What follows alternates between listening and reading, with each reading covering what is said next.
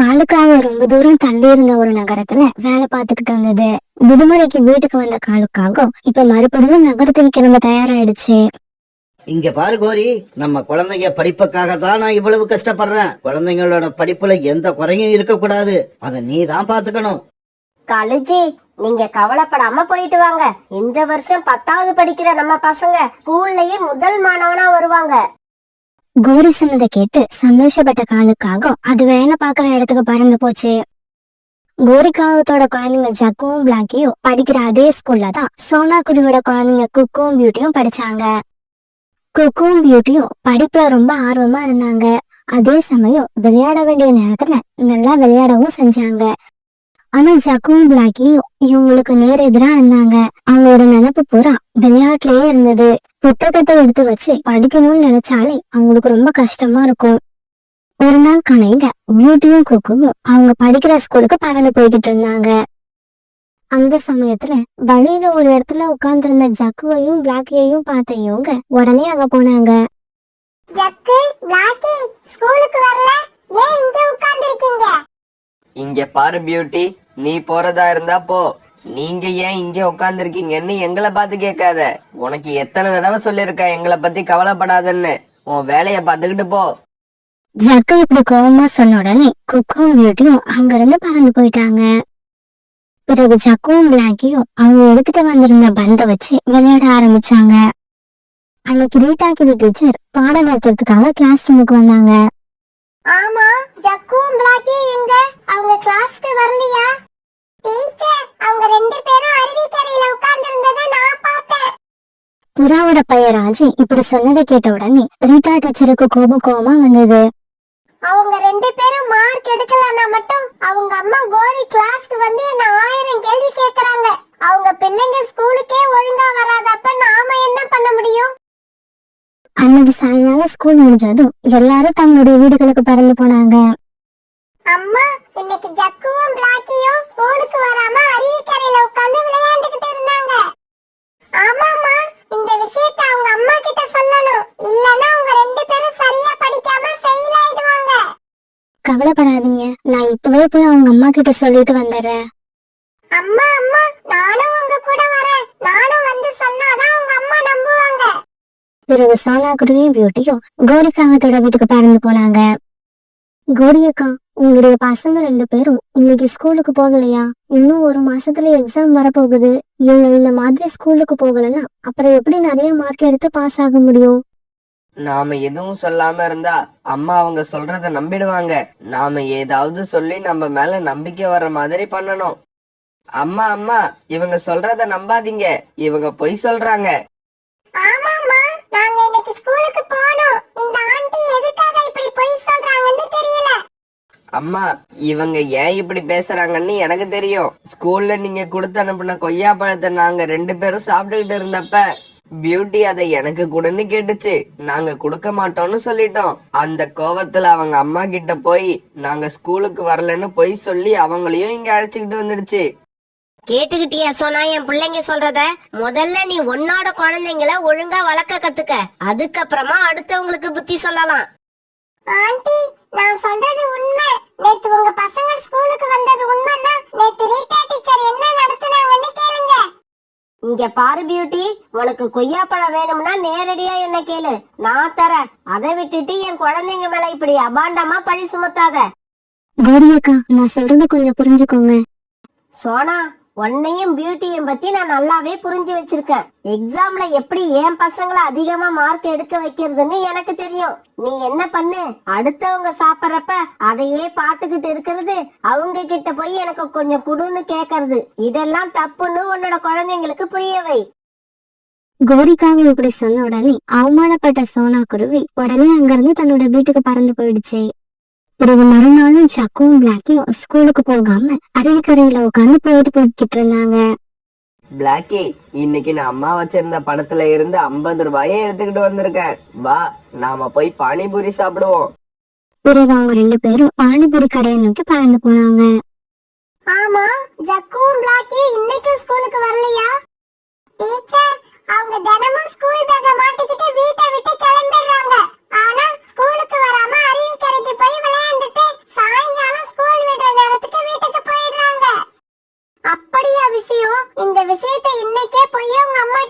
பண்ணிடுறேன். அன்னைக்கு சாயங்காலம் ராஜு கோரிக்காகத்தோட வீட்டுக்கு போனான்.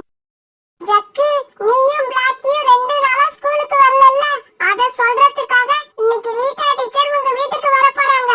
நீங்க 2 பேரும் நல்லா மாட்டிக்கிட்டீங்க. இப்படி சொல்லிட்டு ராஜு தன்னோட வீட்டுக்கு பறந்து போயிட்டான். ஜக்கு, இப்ப என்னடா பண்றது? பிளாக்கி, கவலைப்படாத, அதுக்கெல்லாம் என்கிட்ட கைவசம் ஒரு ஐடியா இருக்கு. அம்மா, நாளைக்கு நாங்க ஸ்கூலுக்கு போறப்ப எங்களுக்கு பாயாசம் செஞ்சு கொடுங்க. என்னடா இது, ஸ்கூலுக்கு பாயாசம் கேக்குற? பாயாசம் சாப்பிட ஆசையா இருந்தா சொல்லு, செஞ்சு தரேன். வீட்ல சாப்பிடு. அதை எதுக்கு ஸ்கூலுக்கு போய் சாப்பிடணும்னு நினைக்கிற? அம்மா, இந்த ரீட்டா டீச்சர் இல்ல, அவங்க எல்லா பசங்க கிட்டயும் நாளைக்கு இதை செஞ்சு எடுத்துக்கிட்டு வா, அதை செஞ்சு எடுத்துக்கிட்டு வான்னு சொல்றாங்க.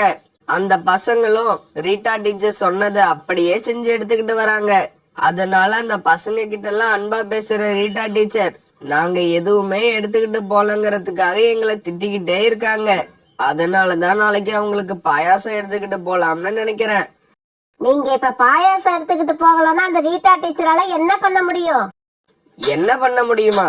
நம்ம வீட்டுக்கு வந்து உங்க பசங்க ஸ்கூலுக்கு வரல, அருவிக்கரையில உட்கார்ந்து இருந்தாங்க, அப்படி இப்படின்னு வாய்க்கு வந்ததெல்லாம் சொல்லுவாங்க. அதை நம்பி நீங்களும் எங்களை திட்டுவீங்க. இங்க பாருடா ஜக்கு, இதுக்கெல்லாம் கவலைப்படாதீங்க. அம்மா இருக்க. அந்த ரீட்டா டீச்சரால என்ன செய்ய முடியும்னு நான் பாக்குறேன். இவங்க இப்படி பேசிக்கிட்டு இருக்கப்ப ரீட்டா டீச்சர் அங்க வந்தாங்க. என்னங்க, உங்க பசங்க 2 நாளா ஸ்கூலுக்கே வரல, அருவிக்கரையில போய் உட்கார்ந்து இருக்காங்களாம். அது தெரியுமா உங்களுக்கு? அத சொல்லிட்டு போகலாம்னு தான் இங்க வந்தேன். ரீட்டா டீச்சர், வீட்ல இன்னைக்கு பாயாசம் வச்சிருக்கேன், அத கொஞ்சம் சாப்பிட்டு பாக்குறீங்களா? இங்க பாருங்க கோரி, நான் என்ன சொல்ல வரேன், நீங்க என்ன சொல்லிக்கிட்டு இருக்கீங்க? உங்க பசங்களை ஒழுங்கா கண்டிச்சு வைங்க, தினமும் ஸ்கூலுக்கு அனுப்பி வைங்க. ஸ்கூலுக்கு பசங்களை அனுப்பி வைக்கணுமா, இல்ல பசங்க கிட்ட பாயாசம் கொடுத்து அனுப்பணுமா? ஆமா, என்ன நீங்க நான் வந்ததுல இருந்து பாயாசத்தை பத்தியே பேசிக்கிட்டு இருக்கீங்க. ரீட்டா டீச்சர், உங்களுக்கு பாயாசம்னா ரொம்ப பிடிக்கும்னு எனக்கு நல்லாவே தெரியும். பாயாசம்னா எனக்கு உண்மையிலே பிடிக்கும் தான். இருந்தாலும் நான் சொல்ற விஷயத்த கொஞ்சம் நல்லா புரிஞ்சுக்கோங்க. ரீட்டா டீச்சர், இதுக்கு மேல நீங்க ஒரு வார்த்தை கூட பேசக்கூடாது. என்னோட பசங்களை பத்தி எனக்கு தெரியும். இதுக்கப்புறமா அவங்கள பத்தி ஏதாவது நீங்க சொல்ல வந்தீங்கன்னா உங்களை பத்தி நான் பிரின்சிபால் கிட்ட கம்ப்ளைண்ட் பண்ண வேண்டி வரும். பசங்க கிட்ட வாங்கி சாப்பிடுறது எவ்வளவு பெரிய கேவலம்னு உங்களுக்கு நாங்க சொன்னா புரியாது, பிரின்சிபால் சொன்னாதான் புரியும். இதை கேட்டுட்டு பிளாக்போர்ட் ஜக்கும் விழுந்து விழுந்து சிரிச்சாங்க. உங்க பசங்க தான் இப்படின்னு நினைச்சேன், நீங்களும் இப்படிதான் எனக்கு இப்பதான் தெரிஞ்சது. உங்க குழந்தைங்களை பத்தி நீங்களே கவலைப்படாதப்ப நான் எதுக்கு கவலைப்படணும்? இப்படி சொல்லிட்டு அங்க இருந்து பறந்து போயிடுச்சு. இப்படியே சில நாட்கள் நகர்ந்துச்சு. இப்ப இவங்க படிச்சுக்கிட்டு இருந்த ஸ்கூல்ல எக்ஸாம் ஸ்டார்ட் ஆயிடுச்சு. குக்கும் பியூட்டியும் நல்லா படிச்சதால எல்லா பரீட்சையையும் ரொம்பவும் நல்லா எழுதினாங்க. ஆனா ஜக்கும் பிளாக்கியும் ஆன்சர் பேப்பர்ல கொஸ்டின் பேப்பர் அப்படியே எழுதி வச்சாங்க. பிறகு கொஞ்ச நாள் கழிச்சு எழுதின எக்ஸாமோட ரிசல்ட் பாக்குறதுக்காக எல்லா குழந்தைங்களும் ஸ்கூலுக்கு வந்திருந்தாங்க. குக்கும் பியூட்டியும் ஸ்கூல்லயே ஃபர்ஸ்ட் பொசிஷன் வந்திருந்தாங்க. அதனால அவங்க 2 பேரும் ரொம்ப சந்தோஷமா இருந்தாங்க. அதே சமயம் ஜக்கும் பிளாக்கியும் எல்லா பரீட்சையிலும் ஃபெயில் ஆயிட்டாங்க. அதனால கண்ணீர் விட்டு அழுதுகிட்டு இருந்தாங்க. தான் குழந்தைங்களோட ஸ்கூல் ரிசல்ட் தெரிஞ்சுக்கிறதுக்காக காலுக்காக லீவ் போட்டுட்டு இன்னைக்கு ஸ்கூலுக்கு வந்திருந்தது. ரீட்டா டீச்சர், என்னோட குழந்தைங்க நிலைமை என்ன எப்படி ஆயிடுச்சு? ரீட்டா டீச்சர் நடந்தது எல்லாத்தையும் காலுக்காகத்துக்கிட்ட சொன்னாங்க. சார், உங்களோட மனைவி நாங்க சொன்னது எதையும் நம்பல. உங்க குழந்தைங்களோட பேச்சதான் பெருசா நினைச்சாங்க. அதனாலதான் இந்த நிலை வந்துருச்சு. இப்பவும் ஒன்னும் கெட்டு போகல. இதுக்கப்புறமாவது உங்க குழந்தைகளை வீட்டுல நல்லா படிக்க வைங்க. அப்பதான் அடுத்த பரீட்சையிலயாவது பாஸ் பண்ண முடியும். ரீட்டா டீச்சர், என் மேலதான் தப்பு. என் குழந்தைங்க பேச்ச கேட்டு நான் தான் ரொம்ப அலட்சியமா இருந்துட்டேன். குழந்தைங்களை நம்ப வேண்டியதுதான். ஆனா என்ன மாதிரி கண்மூடித்தனமா நம்ப கூடாது. அவங்க என்ன செய்யறாங்க, எப்படி படிக்கிறாங்கன்றத கண்காணிச்சுக்கிட்டே இருக்கணுங்கிறத இப்ப நான் நல்லா புரிஞ்சுக்கிட்டேன் டீச்சர். நீங்க வேணா பாருங்க, என் பசங்க 2 பேரையும் அடுத்த பரீட்சையில கண்டிப்பா நான் நல்ல மார்க் எடுத்து பாஸ் பண்ண வைப்பேன். பிறகு அன்னையில இருந்து கோரிக்காக தன்னோட குழந்தைங்களை வீட்டுல உட்கார வச்சு படிக்க வச்சது. தன்னோட அம்மா தங்களை கவனிச்சுக்கிட்டு இருந்ததாலையும் பரீட்சையில ஃபெயில் ஆனதால வந்த அவமானத்தாலையும் ஜக்கும் பிளாக்கியும் இப்போ ஒழுங்கா படிக்க ஆரம்பிச்சாங்க. பிறகு அவங்க நினைச்ச மாதிரியே அடுத்த பரீட்சையில நல்ல மார்க் எடுத்து பாஸ் பண்ணினாங்க. அதனால ஜக்குவும் பிளாக்கியும் மட்டும் இல்ல, அவங்களோட அம்மா அப்பாவும் சந்தோஷமா இருந்தாங்க. ஒரு அடர்த்தியான காட்டுல இருந்த பெரிய வீட்டுல மீனாட்சி அம்மா வாழ்ந்து வந்தாங்க. அவங்களுக்கு 3 ஆண் குழந்தைகள் இருந்தாங்க. அவங்க 3 பேருக்கும் கல்யாண வயசு வாங்கியதும் மீனாட்சி அம்மா கல்யாணம் செஞ்சு வச்சாங்க. வீட்டுக்கு வந்த 3 மருமகளும் நல்ல குணம் உடையவர்களா தான் இருந்தாங்க. இருந்தாலும் மீனாட்சி அம்மா காரணமே இல்லாம அவங்க 3 பேர் மேலேயும் வெறுப்பை கொட்டிக்கிட்டே இருந்தாங்க. தினமும் ஏதாவது ஒரு காரணத்தை வச்சு அவங்க 3 பேரையும் திட்டிக்கிட்டே இருப்பாங்க. எங்கதான் போய் தொலைஞ்சாங்களோ தெரியல. நான் இவ்வளவு நேரமா கத்திக்கிட்டு இருக்கேன், 3 பேர்ல ஒருத்தியே கூட காணோம். மீனாட்சி அம்மா இப்படி கத்திக்கிட்டே இருக்கும்போது 3 மருமகளும் அந்த இடத்துக்கு வந்தாங்க. அத்தை சொல்லுங்க அத்தை, எங்களை கூப்பிட்டீங்களா? 3 பேரும் வளர்ந்திருக்கிறீங்களே தவிர உங்களுக்கு அறிவே இல்ல. என்னோட வெத்தலை பெட்டி எங்க? நான் வெத்தலை பெட்டி என்னோட ரூம்ல தான் வச்சிருந்தேன். ஆனா அது இப்ப அங்க இல்ல. அப்ப என்னடி பண்ணீங்க சொல்லுங்க. பயப்படாதீங்க அத்தை, அந்த வெத்தலை பெட்டி அழுக்கா இருந்தது. அதனால நாங்க தான் அதை விலைக்கு கழுவி மொட்டை மாடியில காய வச்சிருக்கோம். அது இப்ப உங்களுக்கு வேணுமா அத்தை? இருங்க, இப்பவே போய் எடுத்துக்கிட்டு வந்துடுறோம். இப்படி சொல்லிட்டு அவங்க 3 பேரும் ஒன்னா மொட்டை மாடிக்கு போனாங்க. ஒரு வெத்தலை பெட்டியை எடுக்க 3 பேரும் ஒன்னா போறாங்க. இவங்களை வச்சுக்கிட்டு நான் எப்படிதான் சமாளிக்க போறேனோ.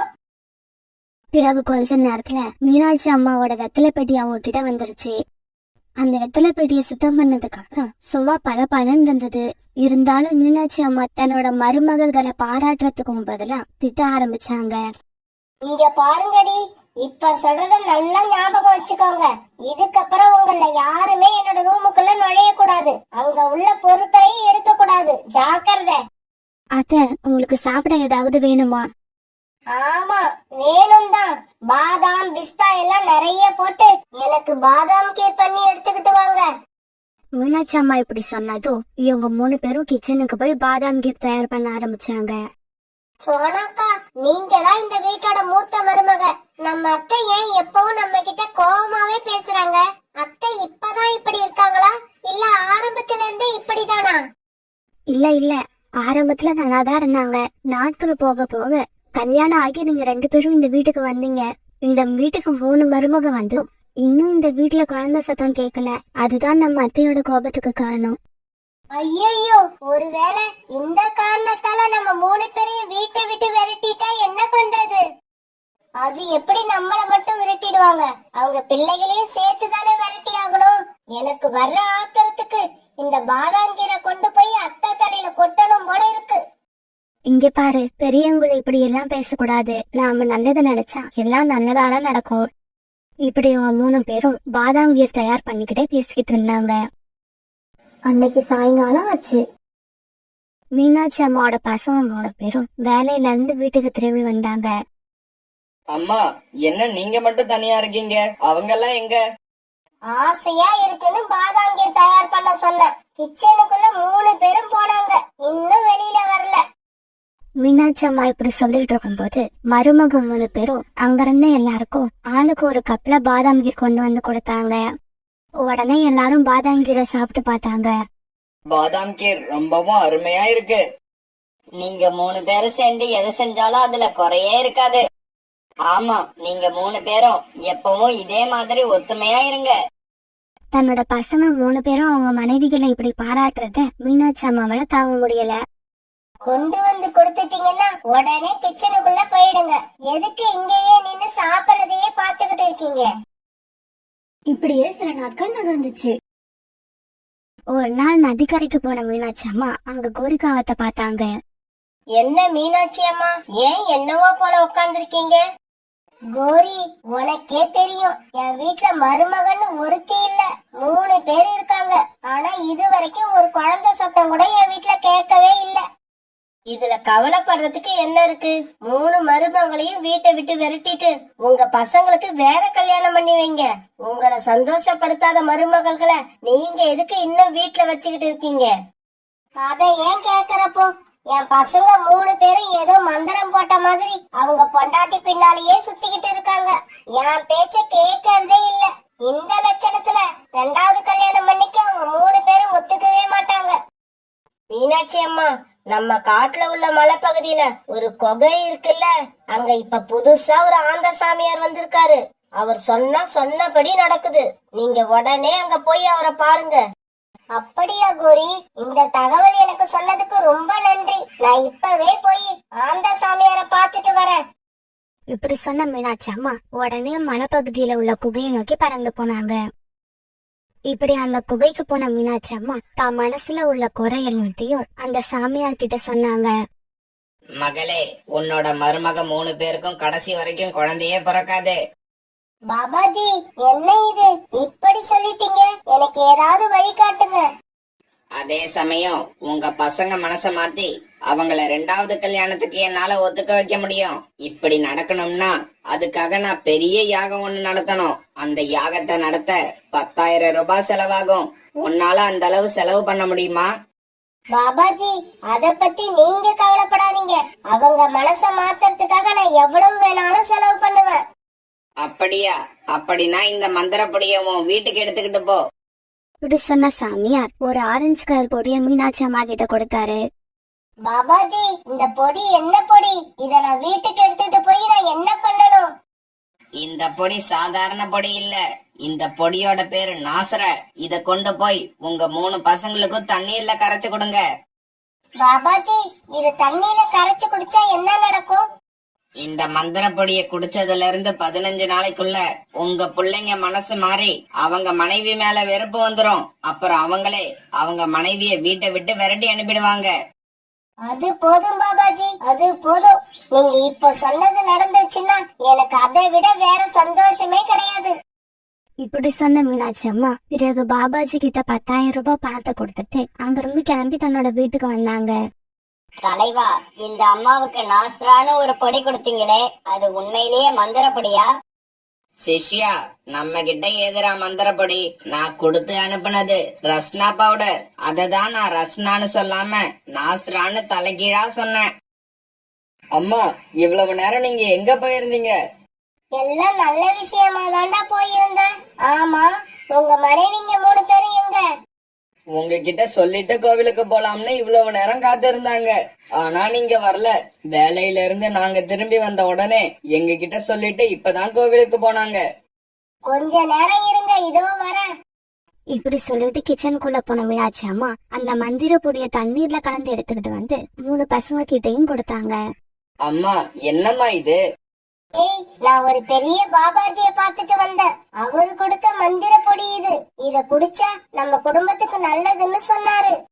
அம்மா சொன்னதை கேட்டு 3 பசங்களும் உடனே மந்திர பொடி கலந்த தண்ணீரை குடிச்சாங்க. அந்த தண்ணீரை அவங்க குடிச்சதும் மீனாட்சி அம்மாவுக்கு ரொம்ப சந்தோஷமா இருந்தது. இப்படியே அந்த சாமியார் சொன்ன 15 நாளும் ஓடிடுச்சு. ஆனா மீனாட்சி அம்மாவோட வீட்டுல எந்த மாற்றமும் நடக்கவே இல்லை. மீனாட்சி அம்மாவோட பசங்க 3 பேரும் எப்போதும் போல அவங்க மனைவி கிட்ட அன்பாவே இருந்தாங்க. இதனால கோபமான மீனாட்சி அம்மா மறுபடியும் சாமியார பார்க்க கிளம்பி போனாங்க. மீனாட்சி அம்மா சாமியார பார்க்க போன கொஞ்ச நேரத்துல 3 மருமகளும் ஒவ்வொருத்தரா திடீர்னு மயங்கி கீழே விழுந்தாங்க. உடனே அவங்களோட கணவர்மார்கள் அவங்கள தூக்கிக்கிட்டு ஹாஸ்பிட்டலுக்கு போனாங்க. இங்க பாருங்க, உங்களோட மனைவிகள் 3 பேரும் இப்ப கர்ப்பமா இருக்காங்க. அவங்களுக்கு சத்தான உணவு கொடுத்து பத்திரமா பாத்துக்கோங்க. பாபாஜி, நீங்க சொன்ன மாதிரி எதுவுமே நடக்கல. அந்த மந்திரப்பொடி தண்ணீரை குடிச்சோம். என் பசங்க 3 பேரும் அவங்க மனைவி மேல இன்னும் பாசமாவே இருக்காங்க. மீனாட்சி அம்மா, நான் சொன்ன மாதிரி எதுவுமே நடக்காம போனதுக்கு காரணம் உங்க வீட்டுலதான் இருக்கு. அப்படியா? ஆமா, உங்க மருமக 3 பேரும் வச்சிருக்கிற தங்க நகைகள் தான் அதுக்கு தடையா இருக்கு. பாபாஜி, அதுக்கு இப்ப என்ன பண்ணணும்னு சொல்லுங்க. இது ஒன்னும் பெரிய விஷயம் இல்ல. அவங்க வச்சிருக்க எல்லா நகையையும் ஒரு மூட்டையா கட்டி இங்க கொண்டு வாங்க. அத வச்சு நான் ஒரு பூஜை பண்ணிட்டு திரும்ப உங்ககிட்டயே கொடுத்துறேன். அதுல இருந்து 3வது நாள் நீங்க நினைச்சது எல்லாமே நடக்கும். இப்படி சொன்னதும் மீனாட்சி அம்மா மறுபடியும் தன்னோட வீட்டுக்கு வந்தாங்க. அத்தை, உங்ககிட்ட ஒரு சந்தோஷமான செய்தி சொல்லணும். இதை கேட்டா நீங்க ரொம்ப சந்தோஷப்படுவீங்க. இங்க பாருங்கடி, இப்ப நான் எதையும் கேக்குற மனநிலையில இல்ல. நீங்க எல்லாம் சீக்கிரம் போய் உங்களோட நகைகளை எடுத்துக்கிட்டு வாங்க. எதுக்காக நகைகளை கேக்குறீங்க? பாருங்க, இதுக்கெல்லாம் பதில் சொல்லிக்கிட்டு இருக்க எனக்கு நேரம் இல்ல. சீக்கிரமா கொண்டு வாங்க. அத்தை இப்படி சொன்னதும் 3 பேரும் தங்களுடைய நகைகளை மூட்டையா கட்டி கொண்டு வந்து கொடுத்தாங்க. பாபாஜி இந்தாங்க, நீங்க கேட்ட மாதிரி எல்லா நகைகளையும் மூட்டையா கட்டி கொண்டு வந்துட்டேன். நல்லது, அத அப்படியே வச்சுட்டு நீ உன் கண்ணை மூடு. நான் சொல்ற வரைக்கும் நீ கண்ணை திறக்க கூடாது. உடனே பாபாஜி சொன்ன மாதிரி மீனாட்சி அம்மா தன்னோட கண்ணை மூடிக்கிட்டாங்க. தலைவா, இந்த அம்மாவை எதுக்காக கண்ணை மூட சொன்னீங்க? முட்டாள், இது கூடவா புரியல? அந்த அம்மா கண்ணை திறக்கிறதுக்குள்ள நாம எஸ்கேப் ஆகணும். இப்படி பேசிக்கிட்ட ஆந்தைகள் 2 பேரும் அந்த நகை மூட்டையை தூக்கிட்டு அங்கிருந்து பறந்து போயிட்டாங்க. சோனா, அம்மா எங்க போயிருக்காங்க? அம்மா கிட்ட நீங்க மாசமா இருக்க விஷயத்த சொன்னீங்களா? ராணாஜி, அம்மா வந்தாங்க. ஆனா நாங்க சொன்ன எதையும் காது கொடுத்து கேட்கல. வீட்டுல இருந்த எல்லா நகையையும் தூக்கிட்டு இங்கேயோ பறந்து போயிட்டாங்க. அப்படியா? அம்மா கொஞ்ச நாளா சாமியார் சாமியார்னு சொல்லிக்கிட்டே இருந்தாங்க. எனக்கு என்னவோ சந்தேகமா இருக்கு. டேய், சீக்கிரம் வாங்க, அந்த குகை வரைக்கும் போய் அம்மாவை பாத்துட்டு வருவோம். பாபாஜி, நான் கண்ணை திறக்கலாமா? நான் கண்ணை மூடி 10 நிமிஷம் ஆகுது. எனக்கு என்னவோ மயக்கம் வர மாதிரி இருக்கு. சீக்கிரம் சொல்லுங்க, நான் கண்ணை திறக்கலாமா? அம்மா, என்னம்மா இது? உங்களை பார்க்க பைத்திய மாதிரி இருக்கு. கண்ணை மூடிக்கிட்டு இப்படி தனியா நின்னு பேசிக்கிட்டு இருக்கீங்க. கண்ணு திறந்து பார்த்த மீனாட்சி அம்மாவுக்கு அதிர்ச்சி ஆயிடுச்சு. ஏய், நீதானா? இங்க இருந்த பாபாஜி எங்கடா? நான் வேற வீட்ல இருந்த நகைகள் எல்லாத்தையும் மூட்டையா கட்டி கொண்டு வந்தேன். இப்ப யாரையுமே காணோமடா. இப்ப எனக்கு என்ன பண்றதுன்னே தெரியல. அம்மா, சத்தம் போடாம எங்க பின்னால வாங்க. காணா போன நகைகளை பத்தி இப்ப கவலைப்படாதீங்க. போலீஸ்ட கம்ப்ளைண்ட் பண்ணா எப்படியும் 2 நாளைக்குள்ள அந்த திருட்ட பசங்களை கண்டுபிடிச்சிருவாங்க. இப்படி பேசிக்கிட்டவங்க பிறகு போலீஸ் ஸ்டேஷன் போய் ஒரு கம்ப்ளைண்ட் கொடுத்துட்டு அவங்களோட வீட்டுக்கு போனாங்க. வீட்டுக்கு வந்த மீனாட்சி அம்மா தான் செஞ்ச தவறு நினைச்சு அழுதுகிட்டே இருந்தாங்க. அத்தை, நகைகள் காணாம போனதை நினைச்சு அழாதீங்க. போலீஸ் அதை எப்படியும் கண்டுபிடிச்சு சீக்கிரமா கொண்டு வந்துருவாங்க. இப்ப நாங்க எல்லாம் மாசமா இருக்கோம், அதை நினைச்சு சந்தோஷப்படுங்க. சோனா குருவி இப்படி சொன்னதும் மீனாட்சி அம்மா தன்னோட ரக்கையான 3 மருமகளையும் அணைச்சுக்கிட்டாங்க. அந்த சமயத்துல மீனாட்சி அம்மாவோட மனசு இப்படி நினைச்சது. தங்கங்களே, அந்த நகைகள் காணாம போனா கூட எனக்கு கவலை இல்ல. அதை விட விலை மதிப்பு அதிகமான உங்களை போய் இந்த வீட்டை விட்டு விரட்ட நினைச்சேனே, அதுதான் என்னால தாங்கிக்க முடியல. அதுக்கப்புறம் கொஞ்ச நாட்கள்ல அந்த வீட்டுல 3 குழந்தைங்களோட அழுக சத்தம் கேட்க ஆரம்பிச்சது. மீனாட்சி அம்மா இப்ப எல்லாம் எல்லார்கிட்டயும் அன்பா நடந்துக்க ஆரம்பிச்சிருந்தாங்க. அதனால அந்த வீட்டுல சந்தோஷத்துக்கு பிரச்சனை இல்லாம இருந்தது.